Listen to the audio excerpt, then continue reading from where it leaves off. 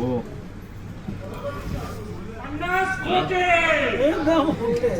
काय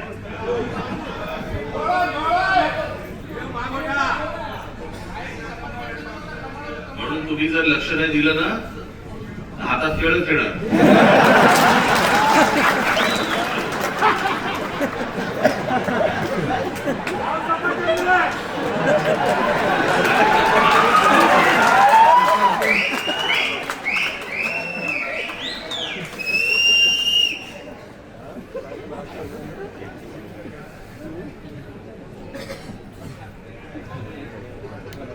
हे आपण गेले अनेक वर्ष आपण ही ओरडून सांगतोय. हे मागे पण आता बघले, आता आपलं जेव्हा शिबिर झालं त्यावर पण म्हटलं, लोक आपल्याला सांगतात की राज ठाकरेंच्या सभांना गर्दी होते पण मतांमध्ये ते येत नाही. तर हे जे गेल्या 10-12 वर्षात जे सुरू झालंय, लोक आपल्याला मतदान करतायत.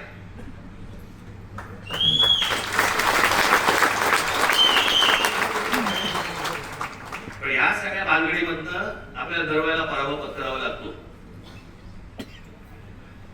अनेकांना वाटेल की बाबा मी काहीतरी कारण देतोय. कारण काय द्यायची? अख्खा देश बोंबलतोय. आणि या सगळ्या प्रक्रियेमधनं मग सत्तेमध्ये यायचं आणि मग हवी तशी सत्ता राबवायची. तर आपण काय सांगतो त्याला? आपण जरा सांगतो मतदार याद्या स्वच्छ करा. 5 वर्ष निवडणुका झालेल्या नाहीये या महाराष्ट्रामध्ये स्थानिक स्वराज्य संस्थांच्या. मतदार याद्या स्वच्छ करा. अजून 1 वर्ष लागलं तरी चालेल. 1 वर्षात निवडणुका घ्या. काय फरक पडतो?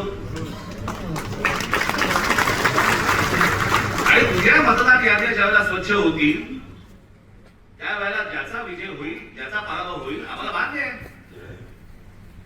उद्या आज जे सत्तेवरती आहे त्यांचा जर समजा विजय झाला, मतदार याद्या पूर्ण पारदर्शक झाल्यानंतर आम्हाला मान्य आहे. पण ह्या सगळ्या गोष्टी सगळ्या लपवायच्या आणि लपून त्याच्यातनं निवडणुका घ्यायच्या. मॅच तर फिक्स आहे. ज्या वेळेला मॅच फिक्सिंग आपल्या क्रिकेटमध्ये ज्यावेळेला झालं त्यावेळेला अझरुद्दीन पासून सगळ्या लोकांना त्याला काढून टाकलं होतं. जडेजा पासून काढलं होतं ना. इथे कोणालाच काढत नाही.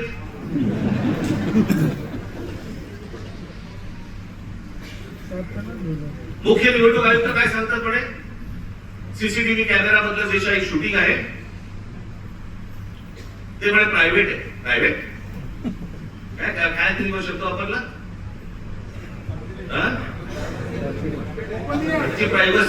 प्रायव्हसी कसली आली?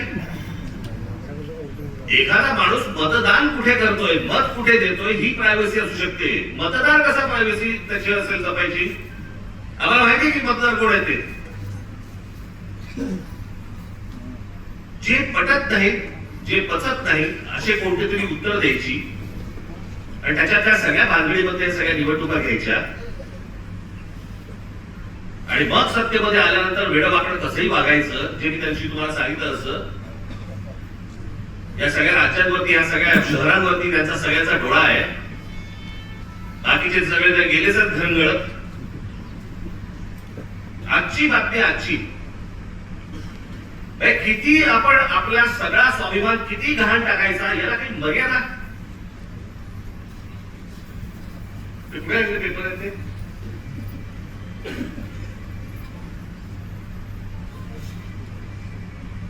म्हणजे हा मनात यांचा विचार येतो कसा? ही आजची टाइम्स ऑफ इंडियाची बातमी आहे, इंडियन एक्सप्रेसची बातमी आहे आणि मला असं वाटतं की कुठचा दुसरा वर्तमानपत्र दिव्य मराठी. बाकीच्या वर्तमानपत्रामध्ये मी शोधत होतो पण त्याचा GR देखील आलाय आणि हे एकनाथ शिंदेचं खातं. काय करतायत हे जर ऐकाल ना, नाही तुमची तळपायची मस्तकात गेली तर सांगा मला. नरेंद्र मोदींच्या 75व्या वाढदिवसानिमित्त टुरिझम डिपार्टमेंट महाराष्ट्रामध्ये काही टुरिझमचे स्पॉट काढतायत आणि त्याची केंद्र काय, त्याचं नाव काय दिलं? नमो केंद्र. नमो टुरिझम सेंटर्स, ही नमो टुरिझम सेंटर्स कुठे काढतात? शिवनेरीवर, रायगडावर, राजगडावर, जिथे फक्त आमच्या महाराजांचं नाव असलं पाहिजे तिथे हे टुरिझमचे सेंटर्स काढायला निघाले. मी आत्ता सांगतोय, सत्ता असो नसो, वर नाही खाली नाही, आजूबाजूला नाही, कुठेही नाही,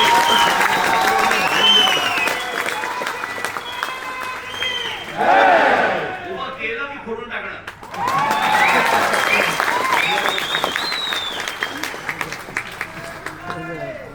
मला स्वतःला मुख्यमंत्री करा म्हणून किती लाचारी करायची? बरं, हे अगदी पंतप्रधान देखील माहिती नसेल की खाली काय साठवणी चालू आहे. इथपर्यंत हे कशात येतं? ही सत्ता डोक्यात गेली ना की आम्ही वाटेल ते करू. शिवाजी महाराजांचे गडकिल्ले असू देत, त्याचं काही असू देत, मला मुख्यमंत्री पद मिळालं पाहिजे, मला सत्ता मिळाली पाहिजे, मला जे समोर दिसेल ते मला मिळालं पाहिजे. याच्यासाठी ज्यांना ज्यांना काही मला खुश करता येईल ते मला खुश करावं लागेल. मुंबईमध्ये जागा द्यायच्या, अडाणीला देऊन टाका, तो बोट ठेवेल तिकडे जागा देत आहेत.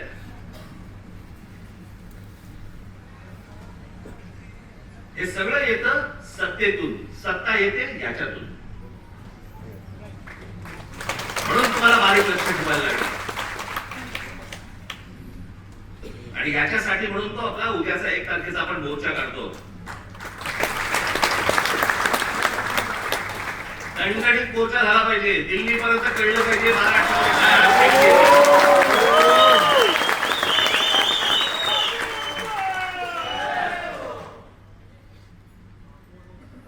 शिवाजी पार्क सारखी परिस्थिती नाहीये तिकडची. त्याच्यामुळे तिकडे बसेस बिसेस किती तिकडे जाऊ शकतात वगैरे मला माहिती नाहीये. पण माझी तुम्हाला, माझ्या खास करून माझ्या महाराष्ट्र सैनिकांना, आज हे आमचे चॅनलचे सगळे बांधव भगिनी आले, त्यांच्या मार्फत मी माझ्या सर्व महाराष्ट्रातल्या सर्व मतदारांना, माझ्या महाराष्ट्र सैनिकांना सर्वांना मी सांगतोय, या मोर्चात सामील व्हा. महाराष्ट्रामध्ये काय प्रकारचा राग आहे हा या मोर्चामध्ये तुम्ही दाखवा. व्यक्त करण्यासाठी म्हणून तुम्हाला तिकडे यावं लागेल, सर्वांना यावं लागेल. आज नोकरी होती, बॉसने नाही सांगितलं, बॉसला मारा.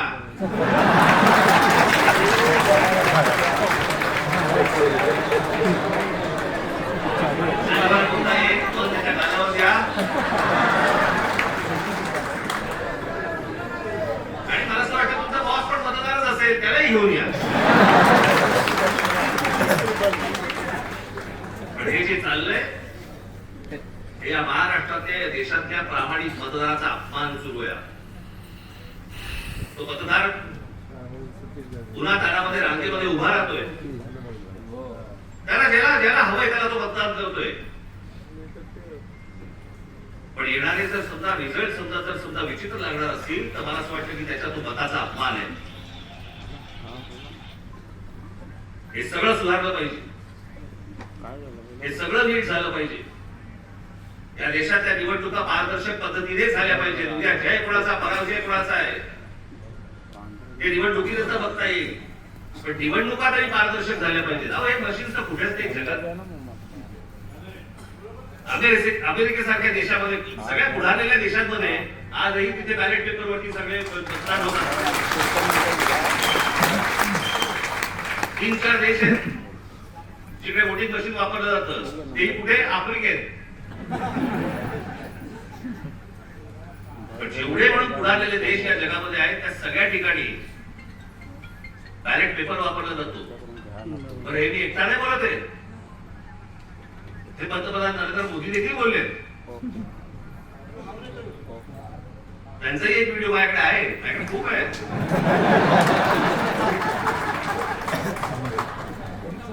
पण मला असं वाटतं की ही गोष्ट तुम्ही सर्वांनी गांभीर्याने घेणं गरजेचं आहे.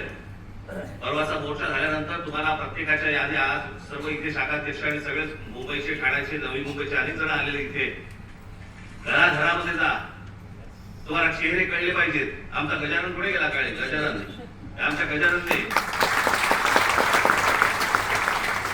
कुठे बोलून काढले तिकडे. नवी मुंबई महानगरपालिकेचे आयुक्तांच्या बंगल्यावरती आयुक्ताच्या बंगल्यावरती 550 मतदारांची नोंदणी आहे. नवी मुंबई महानगरपालिकेच्या आयुक्ताच्या बंगल्यावर तुझ्या इकडेच का काय? आता मला आठवत नाही, मला परवा दिवशी कुठेतरी एकाचा पत्ता सुलभ शौचालयाचा आहे. जरा बसला असताना सही घेतली काय?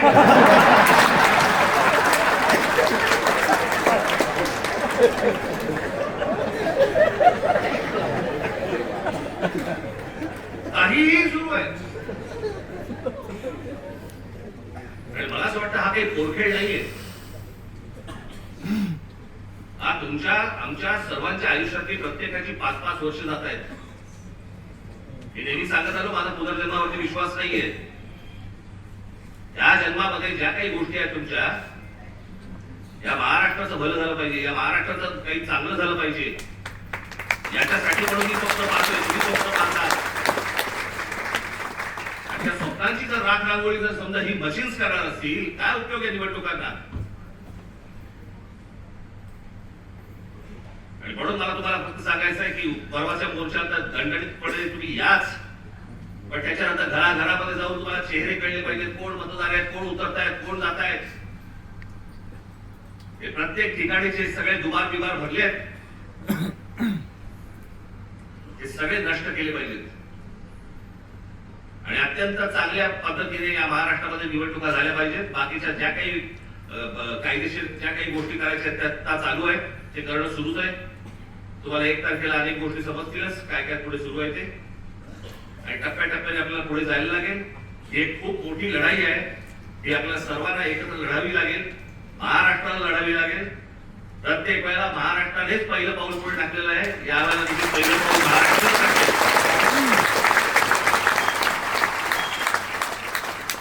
म्हणून तुम्ही सर्वजण मोठ्या संख्येने येत्या 1 तारखेला आपण दणदणीत पद्धतीने सर्वजण तिथे हजर राहाल अशी एक आशा अपेक्षा बाळगतो. मग अशी म्हटल्याप्रमाणे तिकडे बसेस बिसेस सगळं किती होऊ शकणार आहे मला माहिती नाहीये, कारण शक्य नाही होणार. त्याच्यामुळे मी स्वतः लोकलने येणार आहे.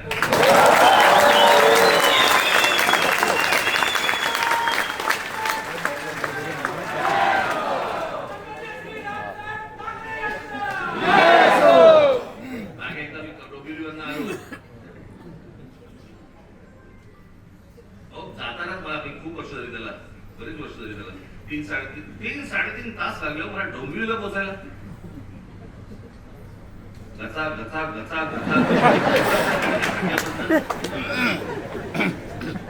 ट्रॅफिक जॅम, तो सगळा तो तुमचा शिळफाटा.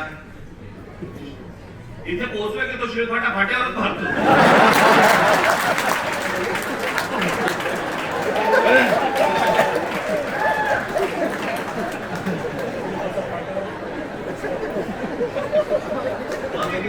विचार केला, म्हटलं नाही आपण जरा ट्रेन देतो होता परत, बाबा माझी काय परत तयारी इच्छा नाही, म्हटलं गेलं तिकडे. मग आमचे सगळे पत्रकार बांधतो, गर्दी तिकडे.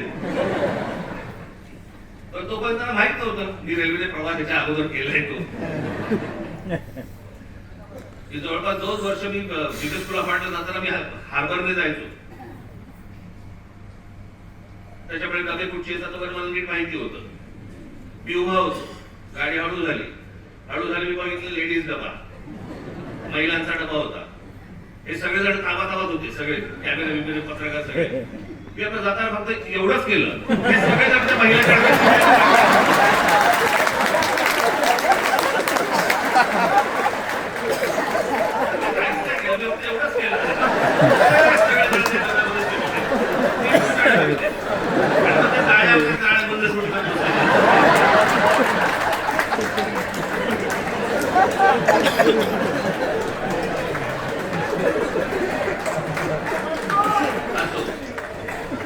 मला काय सांगायचंय माझ्या पत्रकार बांधवांना समजलं असेल. 1 तारखेला तुम्ही गर्दी करू नका. तर मी 1 तारखेला तिकडे येणार आहे. मी खूप अगोदर पोहोचणार आहे तिथे, लवकर येऊन थांबणार आहे तिकडे. कुठे थांबणार ते सांगणार नाही तुम्हाला, पण अगोदर येणार. तुम्ही सगळेजण जोरदार तयारीला लागा. 1 तारखेला तर या पण त्याच्यानंतर प्रत्येकाला घराघरामध्ये जाऊन सर्व मतदारांना आपण भेटा, त्यांच्याशी बोला, मतं यादीमधलं नाव सगळ्यांची चेक करा आणि मग जेव्हा काही निवडणुका होतील, जेव्हा कधी काय होतील त्यावेळेला आपण निवडणुका लढू. तोपर्यंत आज जे पाहिलंय ते घराघरापर्यंत पोहोचवा. धन्यवाद. जय हिंद. जय महाराष्ट्र.